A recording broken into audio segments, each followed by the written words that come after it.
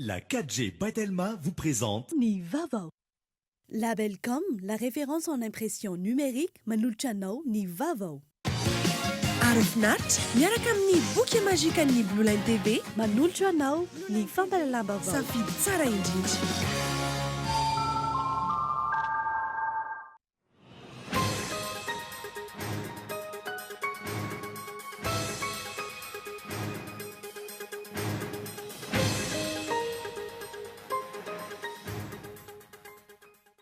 Anoana ny filohan'ny teteza mety teo aloha Andro Rajoelina atoko malagasy miaramiainga amin'ny fifidianana filoham-pirenena ho avy eo. Tsy mivaona amin'ny vinany antoko ny tanjona ary tafiditra ao anatin'ny fanajana ny fifanarana nataon'ireo antoko mivondrona ao anivon'ny Armada, izany raha ny fanazavana.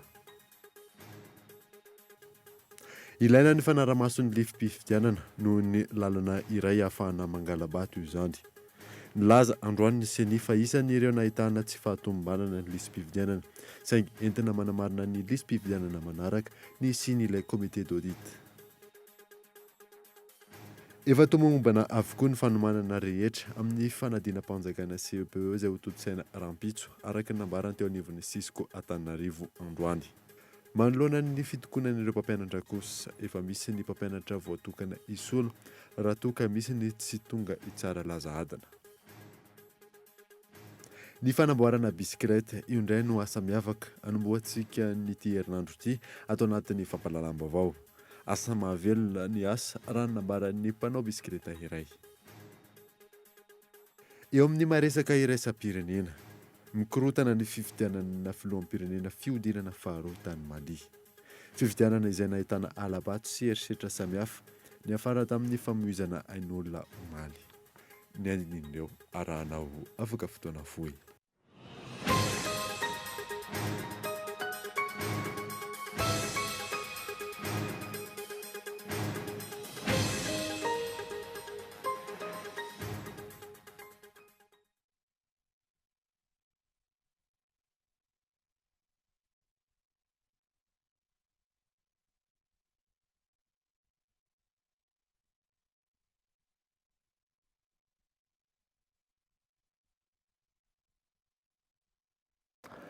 Manantona ny arahabantsika rehetra izay mpanaraka ny fampalalam-baovao Ankolo TV amin'ny ity alina ity. Tsy diso anjara amin'izany ireo any amin'ny faritra ireo manaraka ny vaovao amin'ny alalan'ny DSTV Antsirano sy TNTV Fianaratsoa.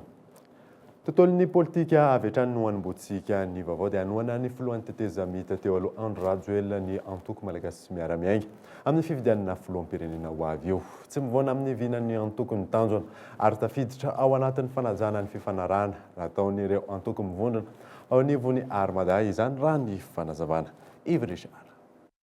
Anoana ny filohan'ny teteza mita teo aloha Andro Rajoelina ny antoko politika malagasy miaramiainga amin'ny fifidianana filoham-pirenena ny 7 Novambra ho avy zao.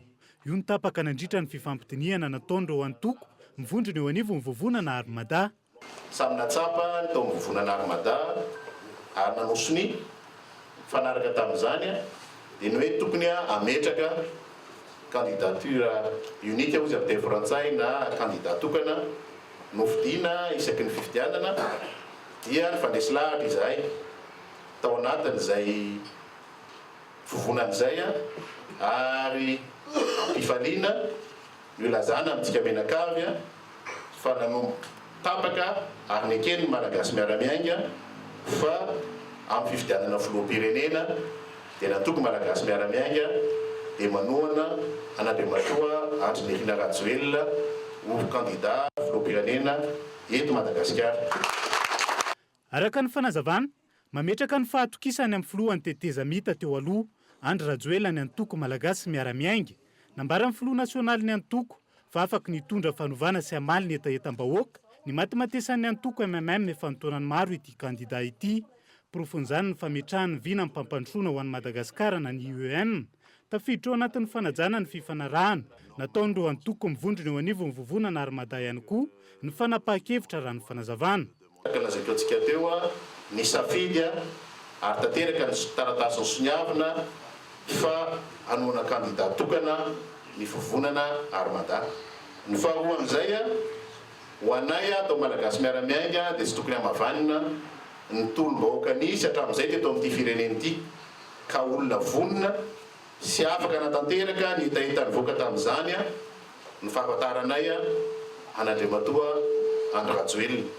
Ary ny fahatelo farany a tsapanay a fa nampiseho fahamatogana sy fanatrehetena ny ainy sy ny sokatra tamin'ny hafa Andriamatoa Andry Rajoelina ka mahafeno ny fepetra tokony hitondra ny Repoblika ny Madagasikara.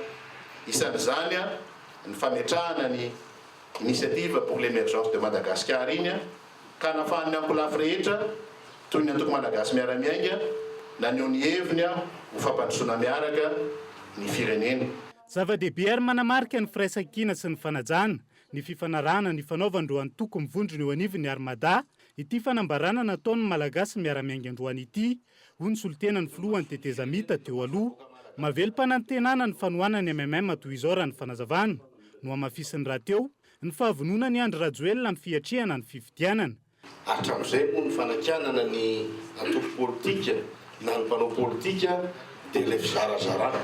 Aizaka nefa mihoatra ny roanjato ny antoko politika izao kanefa isika dia manaprofo eto mason'ny firenena, eto mason'ny voaka malagasy fa misy ny firaisan-kina ary nisafidy ianareo. Vonona tanteraka izy dia isaorana ny tafitafy ianareo manohana azy. Tsy misy ambahana, tsy mba misy fehipela, tsy misy adivarotra, matraka sitraka tompola, makatelo na tompogoavy fa dia hiadytsika.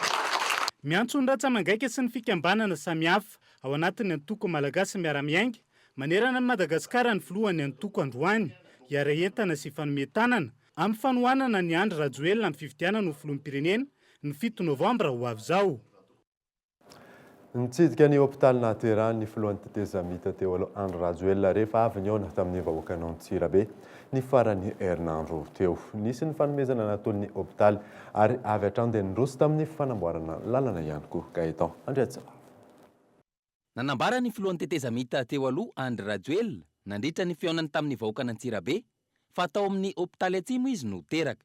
Tsisy ambaratelo izy ity fa tsy fantatry ny olona rehetra. Ny antony dia izao, teto Antsirabe no latsaka ny tavoniko.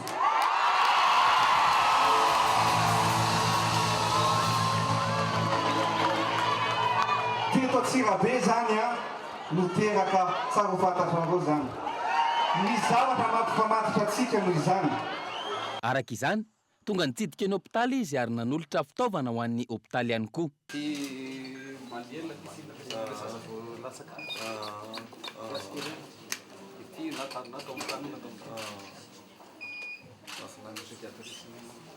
Tamin'ny fotoana nandalovany, nisy zaza vao teraka tao amin'ny maternité ary nitondra ny anarana hoe Yandry. Yandry ny anarany zareo.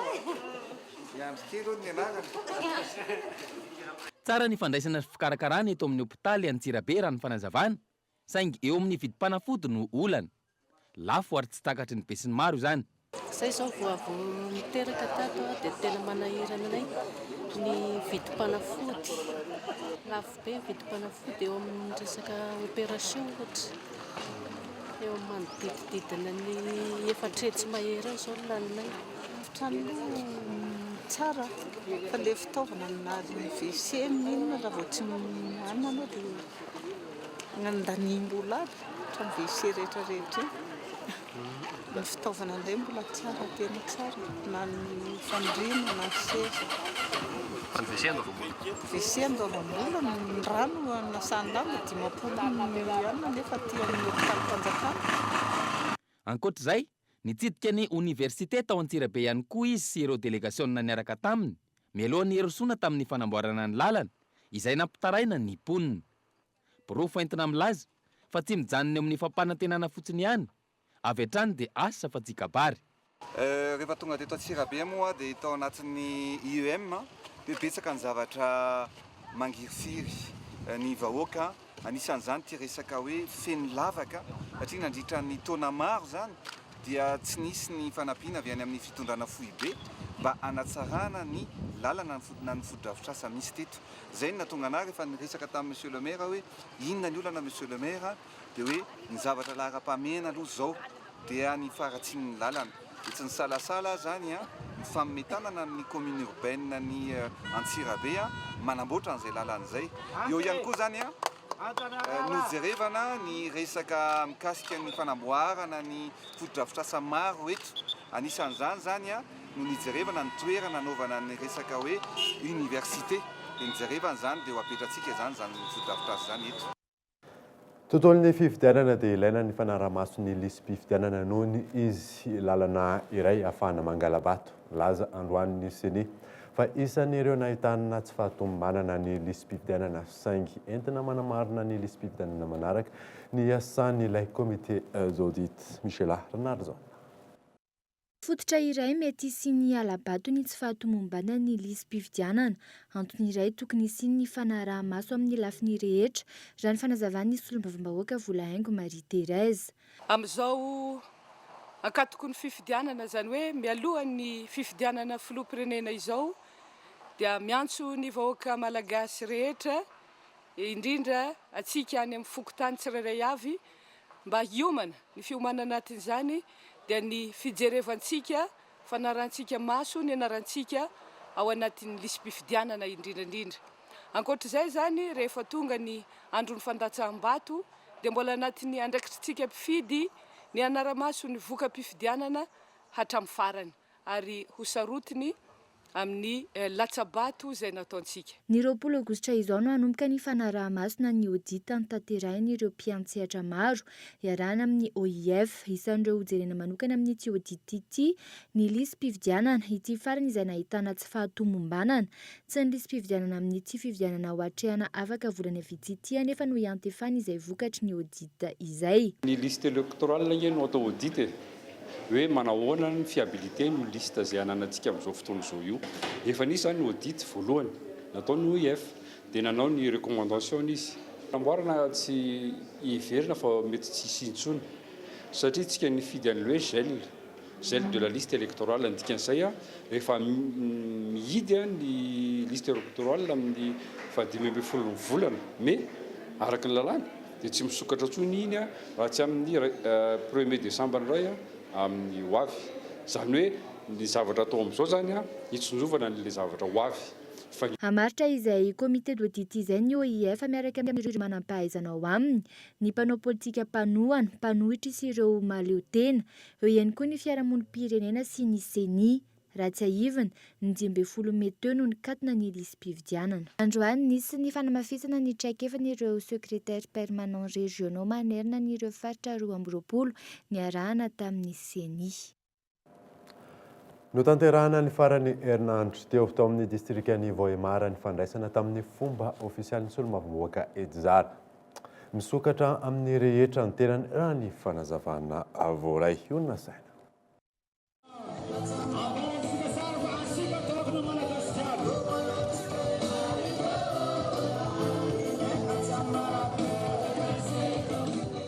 Ira, Di, Saoby izay no nitsenan'ny vahoaka ny Vohemara ny solombavam-bahoaka Edzara izay avy amin'ny antoko malagasy miaramiainga no raisina tamin'ny fomba ofisialy ny zoma lasa teo tao amin'ny distrikan'ny Vohemara. Tao ry ny nanendrena azy araka ny didy 03 tsipika HCC ny 20 Jona 2024 izay manendra ny Andriamatoa Edzara ho solombavam-bahoaka ny Madagasikara ao amin'ny distrikan'ny Vohemara. Tao ry ny fahalasana ny Tobokila Abdila ny 20 Febroary lasa teo. Misokatra amin'ny ankolafokely rehetra ny tenany ary vonona amin'ny fifampiresahana. Izay no nivotra nandritra ny fandraisam-pitenenana nanoloana ireo vahoaka sy olom-boafidy ary olom-boatendry isan'ambaratongany. Solombavam-bahoaka ny tena. Tsy mipetraka hoe solombavam-bahoaka ny antoko fa solombavam-bahoaka any Madagasikara. Dikan'izay ny toko anareo rehetra ny tena. Anareo vahoaka rehetra ny tena ka tsy manavaka na ny sarangan'olo na ny antoko politika na ny fikambanana samihafa fa atsika jiaby dia anahy daolo anareo daolo koa zany ny tena ka ny tiako ambara amin'izay malalaka ny fifanatongana malalaka ny fomba firesahana fa vomo ny tenako andray atsika na amin'ny atoandro ary na amin'ny alina araka izay etaeta zay tianareo apetrako amiko dia vongony lalandava za hiara dia amintsika vahoaka tokopilasitokivady. Ankoatra izay, ny antsony tompona ndraiky mpanjakana isan'ambaratongany ihany koa ny tenany ametraka ho ambony ny fampandrosoana ka mpanjaka ny famarinana eo am-panatanterahana ny asa. Ary dia miangavy atsika mpitondra ny tegnanay mba andala zay fahamarinana zay, andala zay ny rariny zay satria manko tena anisany mampitentegna ny vahoaka ny tsindro azolena, ny faneriteregna. Ka eto tompo dia miangavatsika jiaby ambaratonga mpanjakana zay misy rehetra aloha atsika hiara iskalany, hiara anandatra ity distriktsika ty fa ny tanjontsika voemara mandala ny fahamarina. Laharam-pahamena ny fanajana ny lalàna sy ny ady amin'ny kolikoly ho hiatra ny solombavim-bahoaka Edizara. Tanjona amin'izany ny fampanjakana ny tany-tandalàna isy ny fampandrosoana miainga avy ny fotony. Mahakasika ny plaque rouge indray ny lohahevitra tamin'ny fanadihadian'ny raha ny Cultivé FM sy ny agence capsule. Tsirary ny fahamaroan'ireo fiara-panjakana ho ny akamaroan'ireo olom-pirenena izay nanontaniana. Fanadihany miantarandrianay. Hita tamin'ny nanaovana ny plaque d'immatriculation ny fiara-panjakana ho plaque mena, fa betsaka tokoa ny fiara ampiasaina, rary ny ve izany. Io indray no fanontaniana napetraky ny Cultivé FM sy ny agence capsule tamin'ny olom-pirenena misa 700 20 taona niakatra teto Andrenivohitra ny faha 1 ny volana Jolay sy ny voalohan'ny volana Aogositra teo. 420 ihany no nilaza ho eny satria tena miasa ireo fiara ireo fa tsy rendrarendra na ampiasaina amin'ny tsy tokony ho izy.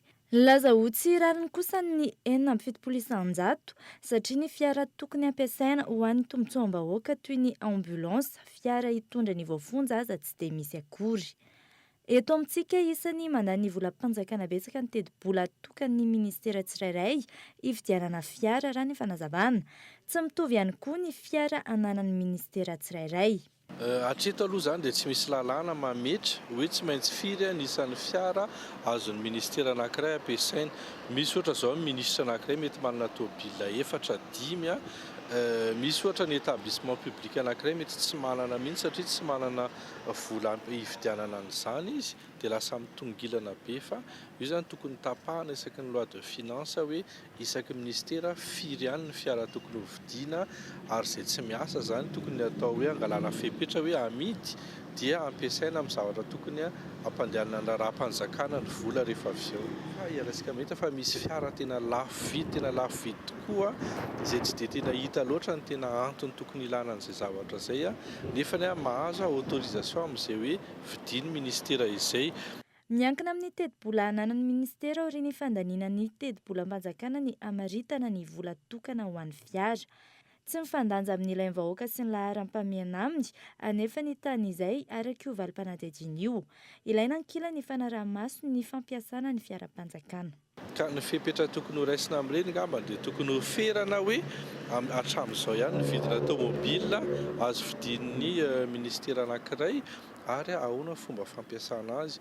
Ohatra zao raha voiture de service tokony misy cahier zany hitazomana ny tableau de bord hoe mandeha aiza firy kilometatra ny vita isan'andro iza ny mampiasa azy dia rehefa avy eo zany isaky ny hariva tokony mody ny fiara iny dia ny weekend koa moa zany dia tokony mijanona any amin'ny toeram-piasana iny. Raha tsy ahivina araka ny fanazavan'ny tompona ndraiky ramosahana ny fanaraha-maso sy fitiliana ny fiara-panjakana azo adika ho fandokan-dalàna, mahavoasazy ary azo enjehana araka ny lalàna ny fampiasana ny fiarakodia-panjakana ivelan'ny raharaham-panjakana.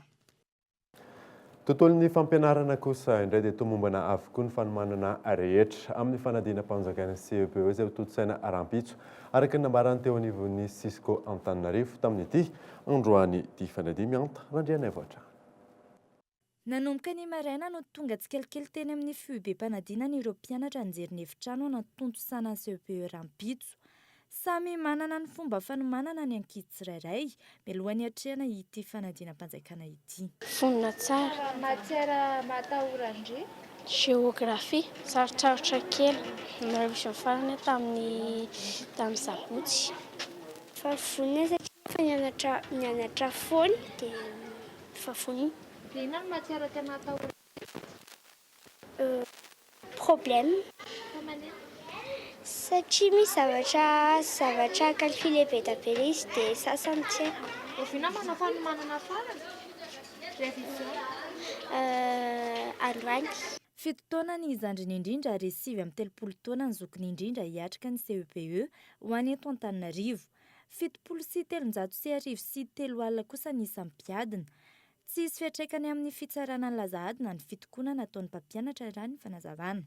Ny mpampianatra hitsara dia misy araiky amin'ny 700,000 aloha no heverina hitsara ny fanampianana. Na misy fiantraikany azy izy dia efa nanomana ny amin'izany na ny Cisco na ny ministera ny amin'ny hoe anasiana ilay hoe liste d'attente zany isoran'izay olona tsy eo. Ny amin'ny hoe vita ve ny programme na tsy vita ve ny programme aloha izany dia azo lazaina hoe vita fa ny olana kely fotsiny dia izao hoe amin'ny mahazaza amin'ireo mpiadina ireo dia misy foana ny hoe mila fotoana famerenana lavalava kokoa izany ry zareo. Dia izay mbola tsy fantatritsika fa ao anatin'ilay fanadinana izy mahita izay ataony amin'izay satria ny lazahadina dia tsy vao hoe akory hoe tao anatin'izao no namboarina fa efa vita efa ela dia ela tokoa ny lazahady. Araka ny antotany sahatrany ho any eto anivon'ny Cisco Antananarivo miisa 470 ny foibe mpanadinana izay ahitana efitrano mpanadinana 2700, araiky 700 kosa ireo mpitsara. Ny 9 ny volana aogositra no anomboka ny fitsarana ary vinavinainy hivoaka ny herinandro ho avy izao ny valim-panadinana hoy ny teo anivon'ny Cisco hatrany. Androany kosa ny andro iraisam-pirenena ho an'ny ireo kavy tsy mametraka olana ho an'ny tontolon'ny fampianarana ny ankizy anefa izay fanoratana amin'ny tanana ankavy izay amin'ny ankapobeny tsy vahaolana kosa ny fanerena azy ireny amin'ny fanoratana amin'ny tanana ankavanana. Mampiona Rakotoarson. Tsy misy fiantraikany eo amin'ny fampianarana ny ankizy sy ny fahombiazana ny fanoratana amin'ny tanana ankavia. Raha ny fantatra miteraka fikorotanana ny fanerena azy ireo anova amin'ny tanana ankavanana araka ny fanazavana ity mpanabe iray. Amiko aloha dia mitovy amin'ny ankizy rehetra ihany satria efa fahazarana ho azy izany ilay manoratra ankavia. Fa ny olana kely izany eo amin'ny fitoeran'ny ankizy misy manoratra ankavanana dia misy ankavia ka raha tsy hainao mametraka an'ilay ankizy amin'ny toerana dia mifandona dia iny ny olana hoe mitaraina ilay ankizy ankavanana hoe voadonany ito izay sotr'izay. Mitovy ihany amin'ny ankamaroan'ny ankizy dia mitovy ihany fa le meda reny izany efa toetra ny ankizy ara-boajanahary mihitsy izany fa na manoratra ankavanana izy na manoratra ankavia dia mitovy ihany. I Pierrot, kilasy 5 izy amin'izao. Efa hatramin'ny 9 taona no tsy maintsy nanoratra amin'ny tanana ankavia izy raha toa ka ankavanana no nahazatra azy hatramin'ny nahaterahany. Mitondra takaiatra eo amin'ny fomba fanoratra izy vokatra izany raha ny fanazavany. Nampatongana droite izany no tena nanoratra fa nampatongana gauche folaka ny tanako dia tsy nanoratra intsony dia lasa nanao gauche izany. Raha tsy soratra taty dia droite no tena nanoratra dia lasa nanao gauche satria ilay gauche tsy dia nanoratra tsara.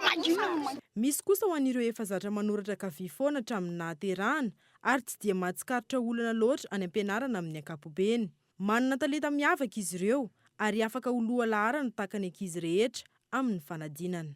Nanomboka za maternelle dia tsisy difficulté ilay izy fa ohatran'ny olona normal ihany ohatra droitier tsy tsisy difficulté. Tamin'ny premier trimestre zao za fa enina dia deuxième tsy tadidiko izy izay fa mahay ihany. Tany akibo any gauche. Dia inona no tena hitandry problème amin'ilay hoe gauche? 2,7 ny olona maneran-tany no kavia. Isan'ireo olona kavia malaza indrindra i Barack Obama, Bill Gates, Albert Einstein, Leonardo da Vinci, Jules César. Androany 7 ny volana aogositra no andro iraisam-pirenena ho an'ny olona kavia. nanomboka ny taona 1977 no nankalazana voalohany ity daty ity ho fanoherina ny fanilikiliana azy ireny. Fatolotra nandray ary ny pejy dokavarotra vaovao misongadina ihany hojerentsika avy eo toy ny fanambarana ny tsy fanekena ireo mpiasa eo anivon'ny Kroma ny fanomezana ny orinasa ho an'ny tsy miankina raha ny feo mandeha. Eo ihany koa ireo vaovao misongadina nandritra ny farany herinandro eo amin'ny tontolon'ny fanatanjahantena. Rehefa avy eo.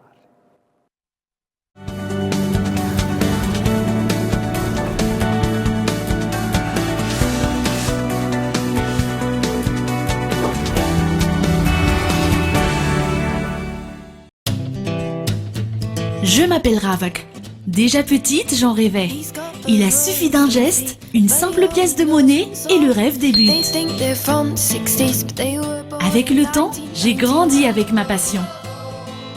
Et puis, j'ai fait la rencontre d'un partenaire de vie, Mvoul. Et mon téléphone est devenu ma tirelire. J'économise tous les jours avec Mvoul, où que je sois. Avec Mvoul, je peux aussi avoir immédiatement une avance. Et mon rêve se réalise. Besoin d'une avance? Mvoul avance. Mvoul avance immédiatement jusqu'à 500 000 arrières. Tapez le dièse 111 étoile 1 dièse.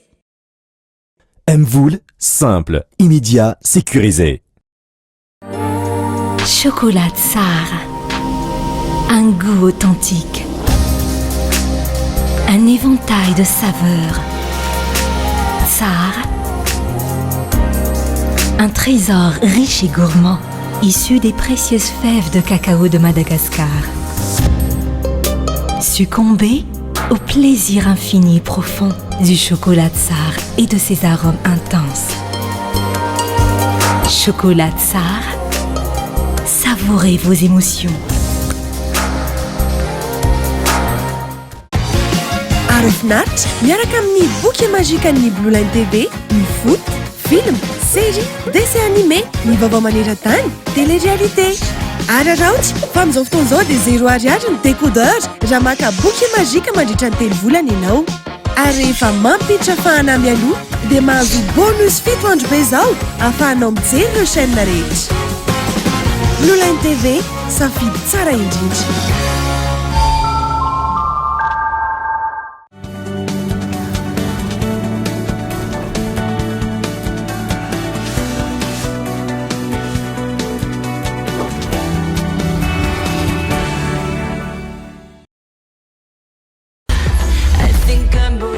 We track it, we deliver the vase, we get the police there. They arrest the gang, and it leads us to the painting.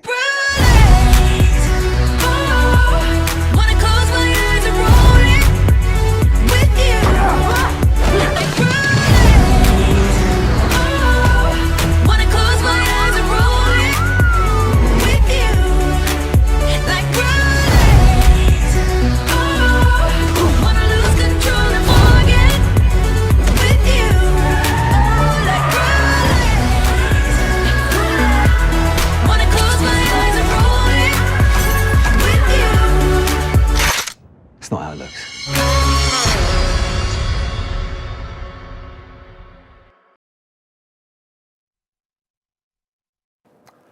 Araky ny bande-annonce teo iny The Shanghai Job izay indray no horonan-tsara rahantsika ny alina amin'ny 10 ora latsaka folo eto amin'ny Cool TV. Fa ny anoizantsika ny vaovao kosa indray dia tsy manaiky ny feo mandeha amin'ny fanomezana ny tsy miankina ny orinasa mpanjakana Kroma ireo mpiasa tao aorianan'ny fametrapelan'ny filoha tale jeneraly ity orinasa ity fialana izay mampiahiahy ireo mpiasa ihany koa. Mikael Ramarola. Amiana ny fialan'ny filoha tale jeneraly ny orinasa Kroma malagasy ny herinandro lasa teo ary amiana ihany koa ny fanoloana vonjimaiky azy ho ireo mpiasa. Fihetsika izay mampiaya azy ireo sy ny mety isian'ny ambadika. Ankoatra izay dia mandeha ihany koa ny feo amin'ny mety isian'ny ouverture de capital vaovao taorian'izany. Feo izay tsy eken'izy ireo hatramin'ny farany. Izay avy eo amin'ny intersyndicat ao amin'ny Kromita malagasy dia mitsipaka marindrano an'izany hevitra famitehana ny orinasa mpanjakana zany satria raha nyfantatsika dia ny cromarer zany sisa no orinasa an'ny fanjakana madiodio fa ny victime farany teo ny Air Madagascar. Tokony isy ihany koa ny audit atao ao amin'ity orinasa Croma ity mahakasika ny zava-nisy na tamin'ny mbola nateo ilay flotale generaly na amin'izao fotoana izao ho iatrany ireo mpiasa. Tokony mba misy solotena ny mpiasa mpikambana ao amin'ny filankevim-pitantanan'ny orinasa na ny conseil d'administration. Tokony isy fanadihadihana mikasika ny fitantanana tsy ny fitantanan'ny PDG izay nametra-pialana ihany fa ny fitantanana amin'ny ankapobeny Croma dia tokony hanokafana fanadihadihana lalina satria misy zavatra izay ataonay mampiayana dia tsy mbola nananay porofo mivaingana ary. Noho ny fanaovana tantely afa-drakotra n'ity orinasa mpanjakana ity no antony nanaovan'izy ireo izao fitakiana sindikaly izao. Aorian'ny fifidianana filoham-pirenena vaovao kosa vao tokony ho hisy ny fametrahana mpitantana vaovao an'ity orinasa ity ho iatrany ny fanazavana. Mangataka fihaonana amin'ny praiminisitra lehibe ny governemanta ihany koa ireo mpiasa amin'izao fitakiana izao. Lafim-baovao hafa kosa indray dia nitrangana lozan-dranomasina tany Mahajanga ny farany herinandro teo. Samboray no nivadika vokatry ny fisaram-boavoaran'ny ranomasina ary olona 7 moa namony ainy tamin'izany fanadina. Olona 7 no namony ainy izay ny vokatry ny lozan-dranomasina nitranga ny harivan'ny sabotsy lasa teo tany Mahajanga. Raha ny fantatra, Samboray nitondra olona 20 no nivadika vokatry ny aratsin'ny toetrandro. 420 ora tateo aorian'ny nitrangan'ny loza no hita ny vatana mangatsiaka. Vehivavy ny 3, raha ankizy no 4 tamin'ireo namony ainy. Nentina tao amin'ny hôpitaly Benandrova Mahajanga ireo mpandihy 120 ambiny tao amin'ity sambo niaran-doza ity ary mbola eo am-pikarohana ny 2 ambiny kosa ny manam-pahefana amin'izao fotoana izao raha ny fampitam-baovao voaray. Araka ny fanadihadiana natao, ny kasa hiazo any maro alika ireto mpandeha miisa 20 ireto. Taorian'ny nitrangan'ny loza nanambarany teo anivon'ny APMF na ny Agence Portuaire Maritime et Fluviale fa efa nisy ny fandrarana ny rehetra mba tsy handrika no ny aratsy ny toetrandro. Saingy nisy ihany ireo nandeha tsokosoko ka izao ny aran'ny loza izao. Ny fanamboarana bisikileta izay indray no asa miavaka ny mboatsika n'ity herinandro ity. Asa mahavelona raha ny nambarany mpanamboatra bisikileta iray Mikael Ramarla.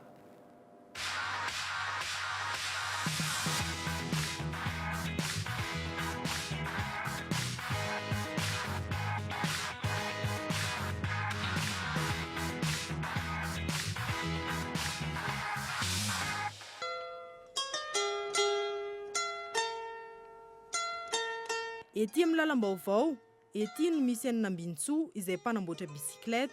Tsy nianatra manokana momba ny bisikileta ny tenany fa noho ny fanarahana ny rainy tamin'ny asa nataony no nahaizany asa. Fa toana maromaro ihany angamba izay efa elaela ihany. Lizy aloha azo lasaina hoe mba milamindamina mba hoe milamina mba norma mavelona ihany amin'ny ankapobeny. Miankina amin'ny fahasimbana ny sarany sy ny fotoana lany amin'ny fanamboarana bisikileta iray. Raha ny tena marina aloha dia vaky pinesy hoe atao gressage alana voalesiny matsinitsinky tsy fiera. Miankina amin'le zavatra simba ihany. Mora indrindra zao ny 500 any. Miankina amin'le simba ihany fa zany hoe maharitraritra ihany raha ohatra le mandrary zao dia maharitraritra kely. Mandrary janty. Dia maharitraritra kely. Vitan'ny Nambintsoa ny karazana bisikileta rehetra eny hatramin'ny cyclopus sy ny VTT isan-karazany. Tsy misy afa-tsy ny fanajana ny asa ihany no isian'ny fahombiazana amin'ny asa tena toy izao, hoy ny fanazavana Nambintsoa hatrany. Atao le asa vatsara io, tsy voatery eo ratsy ny asa rehetra fa arakaraka ny fanajanao azy ihany. Dia atao milay foana le asa fa milay. Miovaova ny vanim-potoana fisian'ny mpanjifa, saingy rehefa mandeha ny asa dia mahazo hatramin'ny 3 alina ariary isan'andro ny tenany.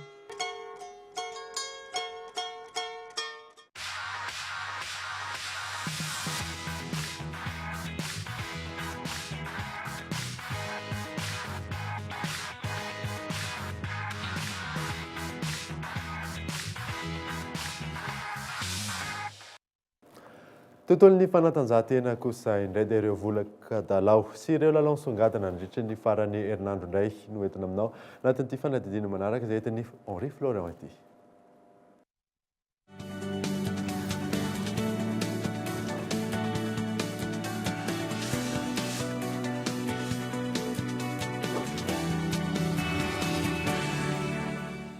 Nandray anjara tao anatin'ny fifananana ny adininy amboaran'ny IHF Trophy valam-ben'ny folo sy roa arivo i Madagasikara. Raha teo amin'ny ekipa isam-bondrona tao amin'ny vondrona ano nisan'ny Côte d'Ivoire, Nigeria ary Cameroun. Tao amin'ny vondrona be indray kosa no nisan'ny Madagasikara, Senegal ary Rwanda. Raha teo amin'ny fiaonana indray kosa ny 7 aogositra lasa teo fiaonana teo amin'ny Senegal sy Madagasikara ka lavon'ny Senegal tamin'ny isa 170 no 20 i Madagasikara tao anatin'izay lalao izay.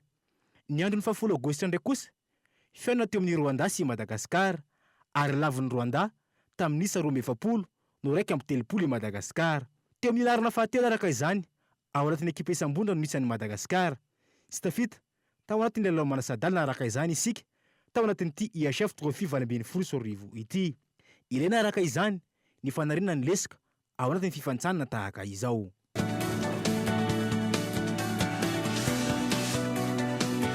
Tontolo ny baolina kitra indray kosa nivoaka ny anaran'ireo mpilalao 3 andrafitra ny Barea de Madagasikara izay anomana ny fiaona amin'ny Madagasikara sy Senegal amin'ny 7 ny volana septambra ho avy izao etsy amin'ny kianjaben'ny Mahamasina. Fifantsanana izay atrehana ny kanina 7 sy roa arivo. Ahitana ny Ibrahim Samuel, Lalana Entsono Menjanahary, Sarla Andria Mahitsinoro, ary Andrianatsolo Jean Dieudonné, Jotumbo Bourahim, Njakanirina Ntopisoa, Rakotondrazaka Ando, Thomas Fontaine, Zotsara Randriambololona, Vavy Paulin, Pascal Razakanan-Tenaina, Romain Metanir, Njivatsilavina Martin, Jérôme Montbry, Marco Ile Maharitra, Faneva Ima, William Joseph Gros, Rakoto Arso Badio, Bakary Mario, Andriamrado Aro Asina, Toavina Asanantenaina Rambelson, Ibrahim Ousmane Arthur Dabou, ary Dimitri Kalouin. Ireo araka izany izy 20 mirahalahy voantso anatevina indray ny ekipam-pirenena malagasy amin'ny lalao iona amin'ny Senegal amin'ny 7 ny volana septambra ho avy izao etsy amin'ny kianjaben'ny Mahamasina.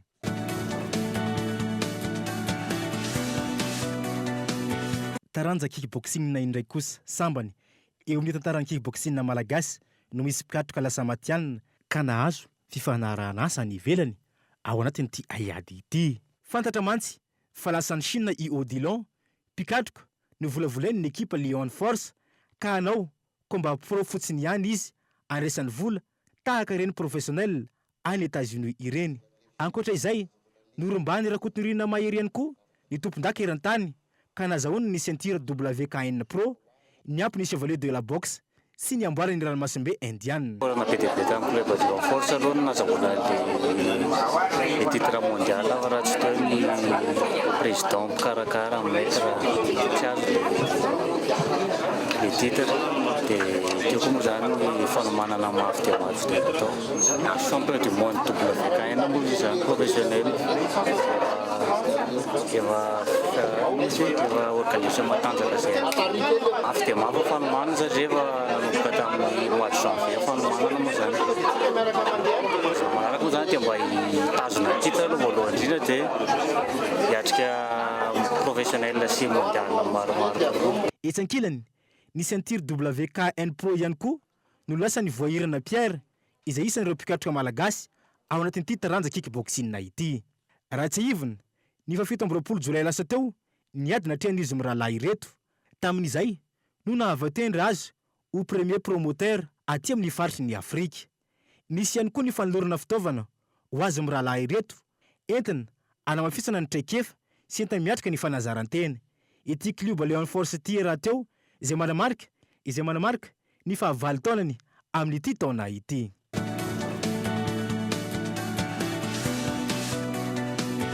Eo amin'izay haiady zay atrandry toy ny fanao isan-taona tsy diso anjara amin'ny fahazoana fiofanana ny mpikatroka malagasy ao anatin'ny JKA na ny Japan Karate Association. Ny zara hotely ny toeram-piofanana tamin'ity taona ity nisy tany Vatomandry, ny teto Antananarivo renivohitra ary ny any Antsiranana. Ity fampiofanana ity izay entina ampitovizana ny traikefa ho an'ny JICA manerana izao tontolo izao.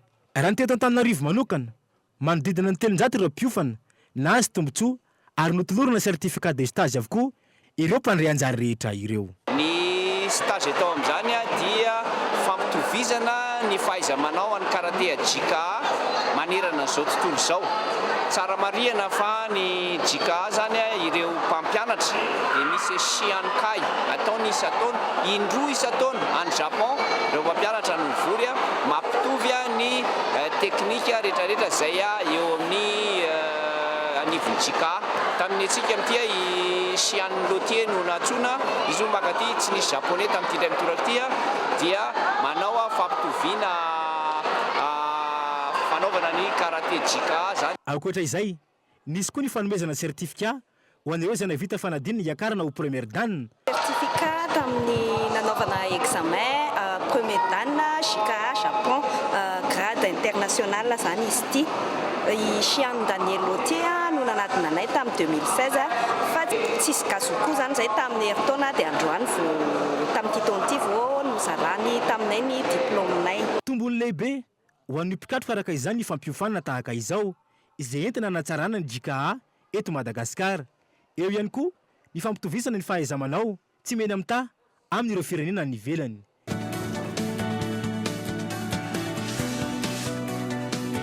Tontolon'ny baolina lavalava indray kosa ny torojofo tanteraka nitetsy amin'ny kianjan'ny Maki ny andron'ny omaly alahady tao anaty ny lalao marasadalana roa mialoha ny atrehany lalao famaranana ny alahady ho avy izao. Ny lalao voalohany fiainao teo amin'ny FTBA Andotapenaka sy ny STM Savonnerie Tropicale milalao. Ity lalao ity izay no heveriny maro fa tsy hiady kanjo ny vadika tanteraka ny lalao izay no ny rotonto. Nisaraka tamin'ny elanelanesa vitsy ity fiainana ity 9 ho an'ny STM raha 12 kosa ho an'ny ekipany FTBA. Tombony ho an'ny STM ny traikefa izay ananany raha ohariny amin'ny FTBA. Zany efa nampropozina hoe tsy maintsy andresy zay koa nefa tsy dia nanao jouera naferinay zany jouera aloha tamin'ity lalao ity fa mihetsehetsa an'ilay journée finale zay dia naferinay joueranay dia lasa niady be le baolina tombony taminay tamin'ity androany ity zay ngeda be impact avant dia nanao système ny entraîneur hoe ataovy c'est d'avant aloha hoe atao dia c'est d'avant tena nataonay système tamin'ity androany ity. Teo amin'ny lalao faharoa indray kosa adiny samy kalaza raha ny nandikany ny maro azy. Fiainao teo amin'ny FTM Manjakaray sy ny Kosfa ity fiainana ity izay isan'ireo lalao nandrasan'ny maro tokoa izay lalao efa adiny samy mahery. Nivoaka sempotra ny FTM Manjakaray nanoloana ny ekipany Kosfa. Elalela-nisa roa no nisarahany rotonta raha teo amin'ny 30 ho an'ny FTM raika amin'ny 30 kosa ho an'ny ekipany Kosfa. Etraka ny lalao famarana araka izany amin'ny alahady ho avy izao ny ekipany FTM Manjakaray sy ny STM Savonnerie Tropicale milalao etsany mikanjany Maki hatrany ao anatin'izay baolina lavalava izay.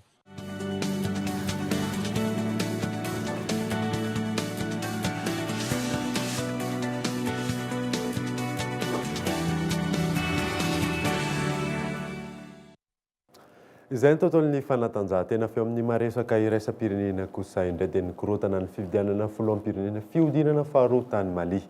Fifidianana izay nahitana alabato sy herisetra maro samihafa ny afara tamin'ny famoizana ain'olona omaly fanadina. Mpanara-masoany fifidianana iray no namony ainy vokatra ny tifitra nataon'ireo mpampiororo tany atsimo ny Tombouctou, Mali omaly nandritra ny fihodinana faharoa ny fifidianana filoam-pirenena izay ny fanandrinany Ibrahim Boubacar Keita di IBK sy ny avy amin'ny mpanohitra Soumaïla Cissé. Ny djihadista no voatondra ny tompona ndraiky mpanjakana ho ambadiky ny fanakorontanana ny tranga tany an-toerana omaly. Nanamarika izay fifidianana izay ihany koa ny fienany ny tampahavitrian'ny mpifidy tonga nandatsabato izay natao ohatra amin'ny fisiny ny korontana fa ihany koa ny aratsiny ny toetrandro araka ny tatitra ny mpanaramaso ny fifidianana tany an-toerana sy ny mpanao gazety eo anivon'ny AFP. Biro mpifidianana anjatony no tsy afaka nisokatra ny andron'ny omaly vokatry ny fisiny ny korontana. Tsy fandripalemana izay efa nitarika fa averezanjona mpifidy malianina mahery ny 5 alina sy 3 hetsy nandritra ny fihodinana voalohany no tanterana ny 7 jolay lasa teo.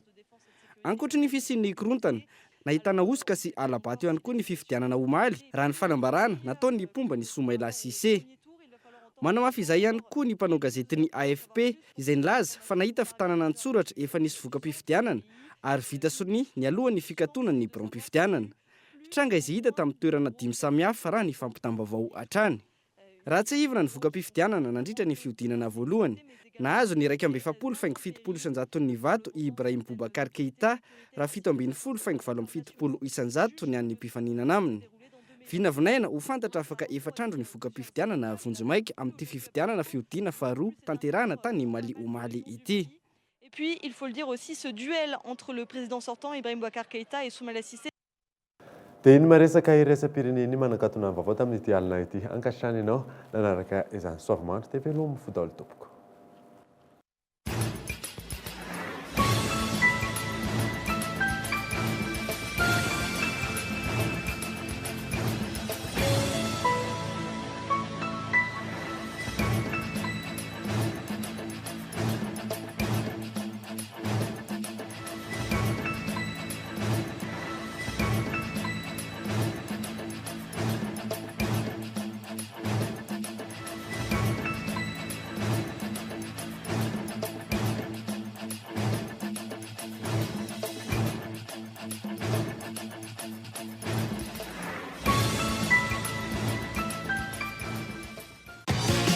Arofinaritra miaraka amin'ny boky majikan'ny Blue Line TV narahinao teo ny fampalalam-bavao miaraka tamin'ny tsara indrindra.